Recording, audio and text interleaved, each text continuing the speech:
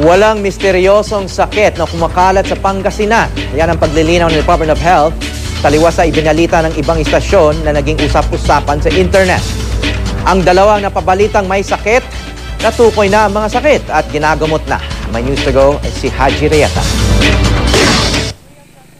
Matapos itampok sa isang programa sa ibang TV network, naging usap-usapan maging sa social media ang umani kumakalat na misteryosong sakit sa Pangasinan.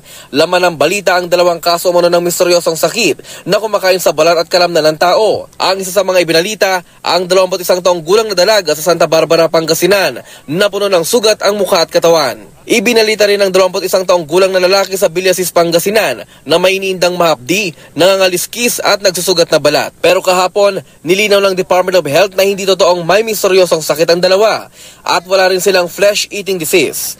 Ay kay Health Secretary Enrique Ona, sa pagsisiyasat ng DOH, ang babaeng taga Santa Barbara ay may leprosy pero nakompleto na ang gamutan. Kailangan na lang niyang magpagaling ng balat. Ang lalaki namang taga Villasis ay may psoriasis kaya namumulat ng ngaliskis ang kanyang balat. Dinala na sa ospital sa Pangasinan ng dalawang pasyente para masuri at malunasan. Masaya ako ngayon, maganda. Medyo magaling na siya. Gusto ko lang po yung financial tulong lang po sa amin. Sana po matulungan nila ako para gumaling na po ako. Ang babaeng taga Santa Barbara dati nang naitampok sa Kapusong Totoo segment ng 24 Oras noong July 2013. Sa tulong ng GMA Kapuso Foundation, naipatingin siya sa isang dermatologist. Meron daw siyang Pyoderma gangrenosum, isang uri ng autoimmune disease.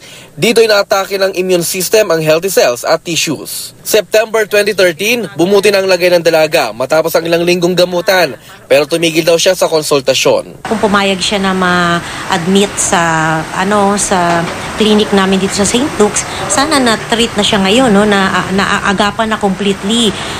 Kasi nga hindi nga siya nagpatuloy ng treatment, kaya baka bumalik na naman siya sa dati.